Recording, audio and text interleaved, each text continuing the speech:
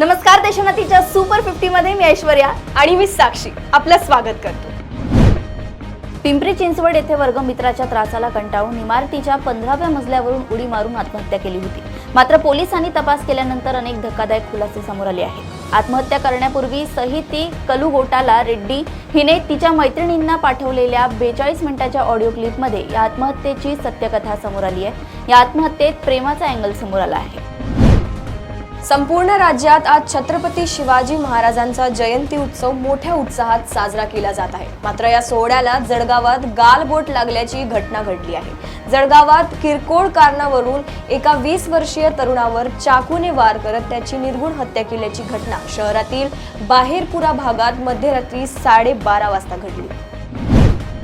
पुण्याच्या आंबेगाव पठार भागातून एक धक्कादायक घटना समोर आली आहे। मद्यपान केल्यानंतर आपल्या घटस्फोटित पत्नीबद्दल खालच्या भाषेत कमेंट केल्याच्या रागातून मित्राने मित्रावर पहारीने वार करून त्याचा खून केलाय। या घटनेने पुणे पुन्हा एकदा हादरले आहे। रक्ताने माखलेल्या मोबाईलमुळे आरोपी सापडलाय। अवघ्या महाराष्ट्राचं दैवत असलेल्या छत्रपती शिवाजी महाराजांची आज 395वी जयंती आहे। महाराष्ट्रासह आणि देशभरात शिवजयंती मोठ्या उत्साहात साजरी केली जात आहे। सर्व क्षेत्रातील दिग्गजांनी आपल्या समाज माध्यमावरून महाराजांना अभिवादन केलं आहे। मात्र काँग्रेस नेते राहुल गांधी यांनी छत्रपती शिवाजी महाराजांना आपल्या एक्स अकाउंटवर श्रद्धांजली अर्पण केली आहे। या पोस्टमुळे वाद होण्याची शक्यता आहे। छत्रपती शिवाजी महाराज यांचे जन्मस्थान म्हणजेच पुण्यातील किल्ले शिवनेरीवर शिवजयंतीचा कार्यक्रम पार पडला। यावेळी या सोहळ्याला राज्याचे मुख्यमंत्री देवेंद्र फडणवीस, उपमुख्यमंत्री एकनाथ शिंदे आणि अजित पवार उपस्थित होते। मात्र शरद पवारांचे पुण्यातील एकमेव आमदार बापू पठारेही तिथे दिसून आले। इतकंच नाही तर ते शासकीय कार्यक्रमात मंचावरही दिसून आले। यामुळे राजकीय वर्तुळात चर्चांना उधाण आलंय। संरक्षित असलेल्या रान कोंबड्यांची शिकार करणे 2 इसमांना महागात पडले असून वन विभागाने या दोघांवर गुन्हा दाखल करून ताब्यात घेतला आहे। ही कारवाई कुंभवे दापोली येथे करण्यात आली आहे। त्यामुळे अवैधरित्या शिकार करणाऱ्यांचे धाबे दणाणले आहेत। केंद्र सरकारच्या काजू आयात धोरणाचा कोकणातील काजू उत्पादक बागायतदारांना फटका बसत आहे। बाहेरच्या देशातील काजू स्वस्त दरात उपलब्ध होत असल्याने कोकणातील काजू बागायतदारांचे नुकसान होत आहे। त्यामुळे कोकणातील काजू पिकाला शासनाने हमी भाव द्यावा अशी मागणी केली जात आहे। अहिल्यानगर येथे सेवानिवृत्त शिक्षकाकडून 8,000 रुपयांची लाच स्वीकारताना माध्यमिक शिक्षण कार्यालयातील वेतन व भविष्य निर्वाह विभागातील सहाय्यक लेखाधिकारी अशोक मनोहर शिंदे याच्या विरुद्ध गुन्हा दाखल करण्यात आला आहे। अशोक शिंदे याला अटक करण्यात आली आहे। सांगलीत महापालिका क्षेत्रात अनधिकृत फलकावर दंडात्मक कारवाई बरोबरच फौजदारी कारवाई करण्यात येणार आहे। विनापरवाना जाहिरात फलक आढळल्यास दंड वसुली करण्यात येणार असून दंड न भरल्यास त्याचा बोजा मालमत्तेवर लागू करण्यात येणार असल्याचे महापालिकेच्या वतीने मंगळवारी सांगण्यात आले। काँग्रेसच्या दावणीला बांधलेली शिवसेना सोडवायची होती म्हणून उठाव केला। उद्धव ठाकरे मुख्यमंत्री झाले नसते तर शिवसेना फुटली नसती असं विधान करून एकनाथ शिंदे यांनी पुन्हा एकदा शिवसेना बंडाच्या वादाला तोंड फोडलं आहे। त्यांच्या या टीकेवर शिवसेना उद्धव बाळासाहेब ठाकरे पक्षाचे खासदार आणि प्रवक्ते संजय राऊत चोख प्रत्युत्तर दिलंय। ते आज त्या नेत्यांकडून सत्कार स्वीकारत आहेत। त्यांनीच एकनाथ शिंदेंच्या मुख्यमंत्री पदाला विरोध केला होता असा दावा संजय राऊतांनी केलाय।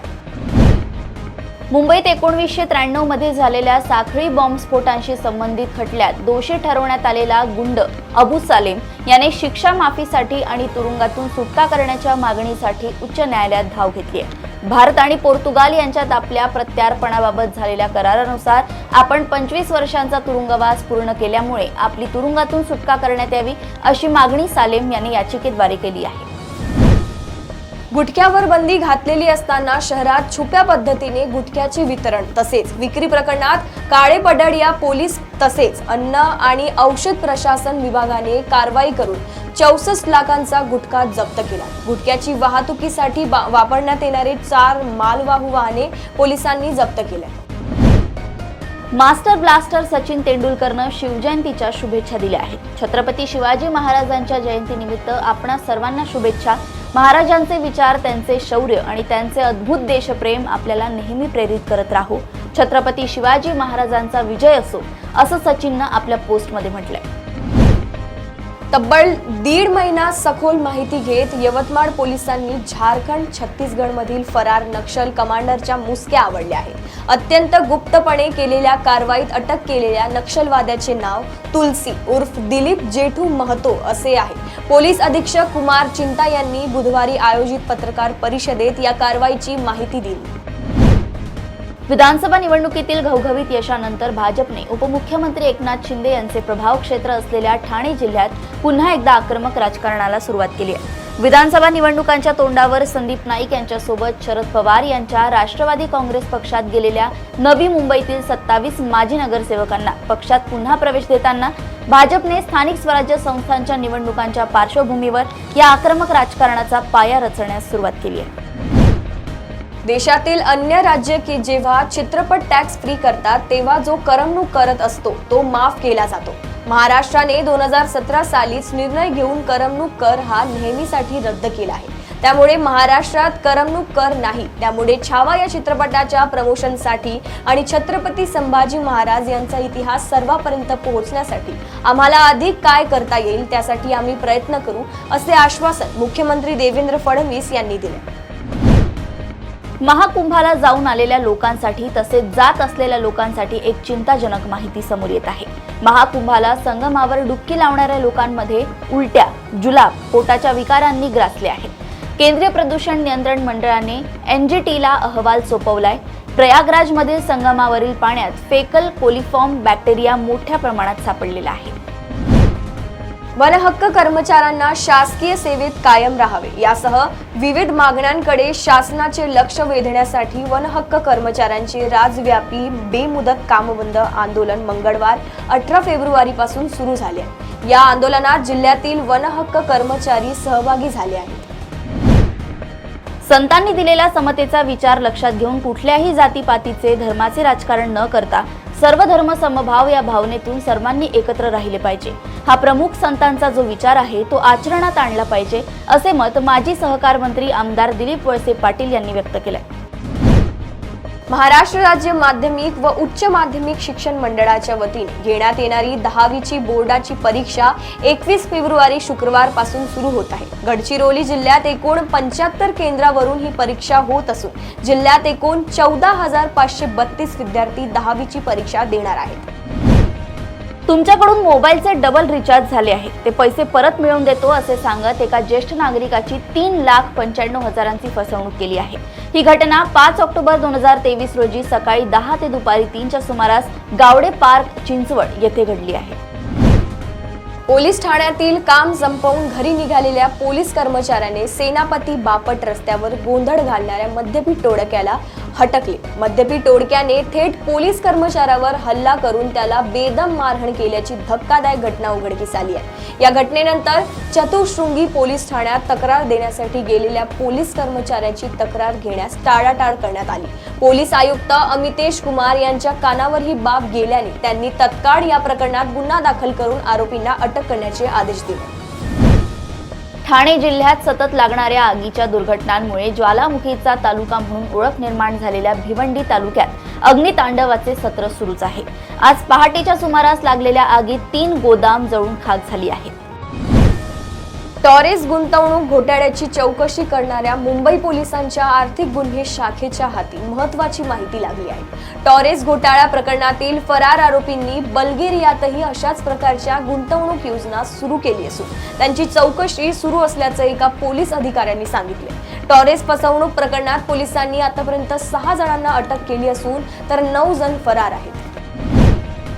नाशिकमध्ये मोहदरी घाटाजवळील वाघ मोटर्स DEF युरिया पंपावर सोमवारी 17 फेब्रुवारी रोजी मध्यरात्री 4च्या सुमारास लुटारूंनी तलवार कोयता दाखवून 30,000ची लूट केली। ही संपूर्ण घटना CCTV मध्ये कैद झाली आहे। या प्रकरणी सिन्नर पोलीस ठाण्यात गुन्हा दाखल करण्यात आलाय। याबाबत वाघ मोटर्सचे अक्षय सुनील पालवे यांनी पोलिसात तक्रार दिली आहे। अवघ्या काही तासांतच दिल्लीच्या नव्या मुख्यमंत्र्यांचे नाव आज जाहीर केले जाणार आहे। आज संध्याकाळी भाजप विधिमंडळ पक्षाच्या बैठकीत मुख्यमंत्र्यांच्या नावावर शिक्कामोर्तब केला जाणार आहे। यानंतर उद्या दिल्लीतील रामलीला मैदानावर मुख्यमंत्री आणि त्यांच्या मंत्रिमंडळाचा शपथविधी समारंभ पार पडणार आहे। शपथविधी सोहळ्यासाठी रामलीला मैदानात जोरदार तयारी सुरू आहे। भिंतींना नव्याने रंगवले जात आहे आणि मोठे तंबू उभारले जात आहेत. छत्तीसगडची राजधानी रायपूर पासून फक्त 1 तासाच्या अंतरावर तुलसी हे छोटेसे गाव आहे. या गावाने भारतातील यूट्यूब विलेज म्हणून नाव कमावले आहे.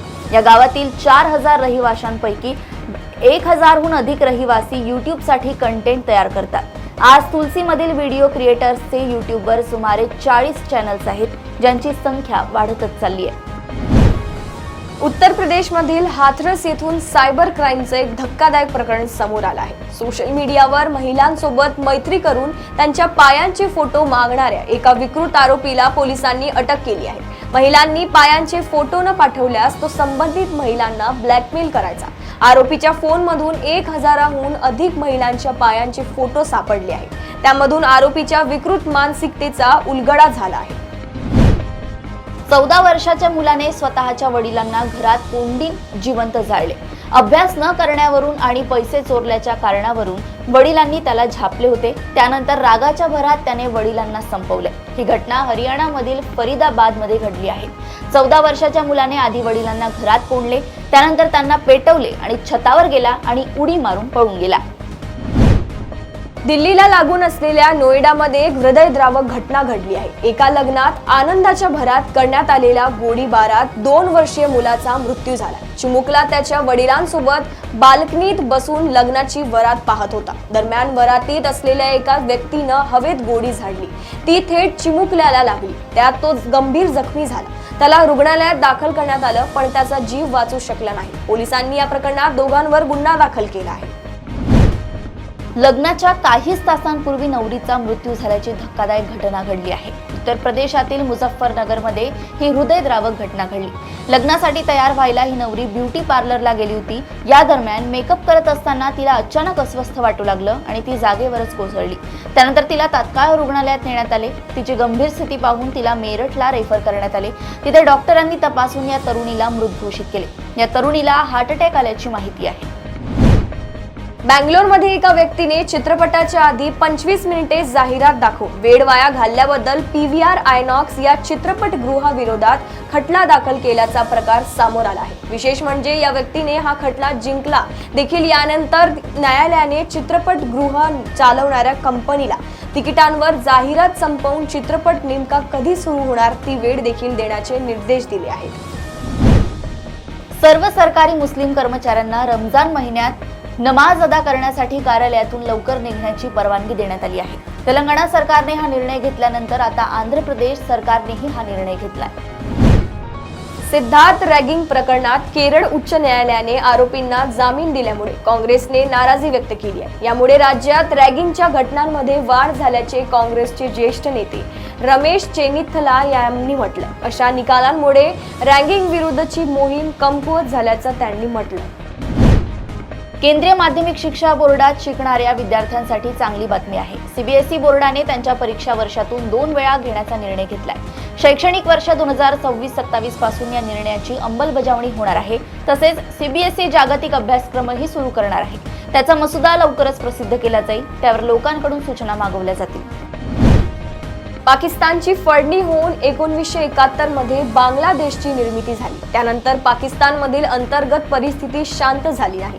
देशात बंडाचे वारे सुरूच असतात. बलुचिस्तानमधील परिस्थिती अधिक गंभीर होत आहे. त्याबद्दल पाकिस्तान संसदेत चर्चा झाली. खासदार मौलाना फजल उर रहमान यांनी मोठे वक्तव्य केले. पाकिस्तानातून आणखी एका बांगलादेशची निर्मिती होऊ शकते असे मौलाना फजल यांनी म्हटले. अमेरिकेचे अध्यक्ष डोनाल्ड ट्रम्प यांनी बुधवारी एलॉन मस्क यांच्या नेतृत्वाखालील सरकारी कार्यक्षमता विभागाच्या भारतातील मतदारांची संख्या सुधारण्यासाठी मंजूर केलेला 2.1 कोटींचा निधी रद्द केलाय. भारताची आर्थिक वाढ आणि उच्च शुल्क लक्षात घेता अशा आर्थिक मदतीची भारताला आवश्यकता काय आहे असा प्रश्न त्यांनी उपस्थित केला.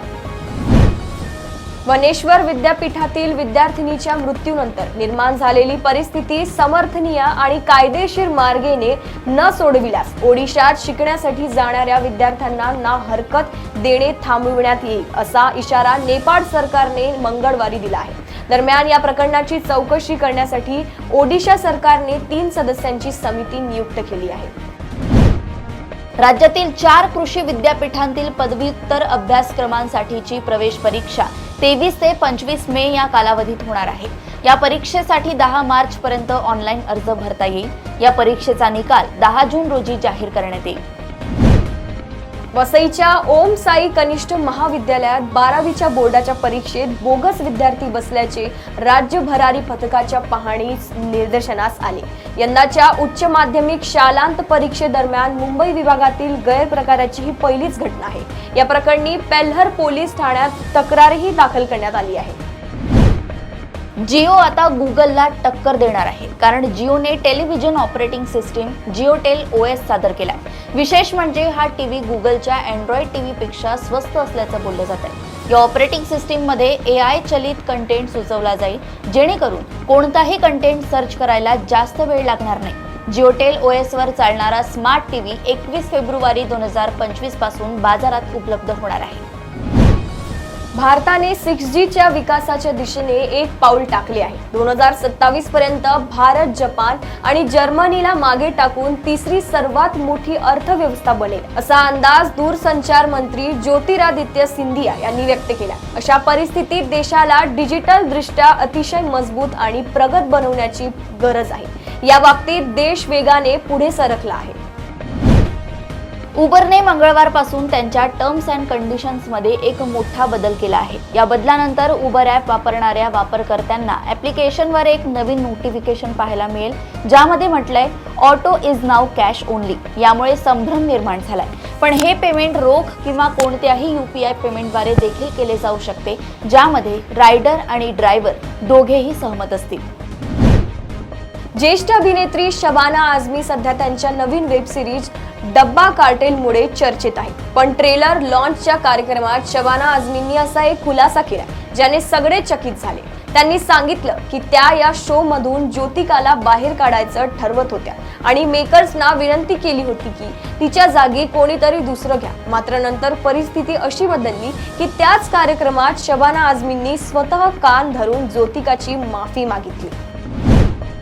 अभिनेता विकी कौशल याने किल्ले रायगडावर जाऊन छत्रपती शिवाजी महाराजांचे आज दर्शन घेतले।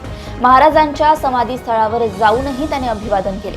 शिवजयंतीचे औचित्य साधून विकी कौशल रायगडावर आला होता। यावेळी हजारोच्या संख्येने शिवभक्त आणि चाहते उपस्थित होते। ढोल ताशांच्या गजरात विकी कौशलचे किल्ले रायगडावर स्वागत करण्यात आले। मराठी सिनेसृष्टीत आशयघन विषय असलेल्या चित्रपटांची तर लाट आली आहे। अशातच रोमॅन्टिक आणि आशयघन विषयाची जोड असलेला म्हणजे वाघांचे पंजे हा चित्रपट लवकरच रसिक प्रेक्षकांच्या मनावर राज्य करायला सज्ज होत आहे। दमदार स्टारकास्ट आणि कथेत ट्विस्ट असणारा हा नवा चित्रपट लवकरच भेटीस येणार आहे। रणवीर अलाहाबादी याच्या आक्षेपार्ह वक्तव्यानंतर अनेकांनी त्याच्यावर टीका केली होती। त्यामध्ये गायक बी प्राकचा समावेश होता। ही आपली भारतीय संस्कृती नसल्याचे बी प्राकनं म्हटलं होतं। आता मात्र बी प्राकने त्याला माफ केलं पाहिजे असं म्हटलंय। भावना व्यक्त करत म्हटले, तो जे बोलले ते चुकीचे होते, मात्र कोणी मनापासून माफी मागितली तर समाजाने माफ केले पाहिजे। छावा सिनेमा पाहिल्यावर गौतम गंभीर यांनी केलेलं वक्तव्य गंभीर यांच्या चांगलंच अंगलट येत असल्याचं दिसतंय, कारण चाहत्यांनी गंभीरला ट्रोल करत त्याच्यावर निशाणा साधलाय। गौतम गंभीर संघात आल्यापासून भारताची कामगिरी लौकिकाला साजेशी होताना दिसत नाही।